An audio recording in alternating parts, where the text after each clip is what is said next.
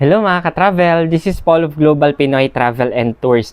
Another day, another booking tayo ulit. Kaya gusto ko lang pong i-shoutout si ma'am and sir na mag-asawa po nakapag-book sa atin ng kanilang flight ng Bacolod to Manila this last week of April. Kaya thank you so much once again mga ma'am and sir. Have a safe flight po sa biyahe po ninyo, and looking forward sa mga future travel nyo is ako pa din po yung makapag-assist. Kaya if ever sa mga viewers natin dyan guys, naghahanap ka ng mga affordable na mga airfare and tours, message nyo lang ako directly. And if ever naman you are interested to start your own travel and tours business, i-assist ko din po kayo. With that, God bless po sa ating lahat.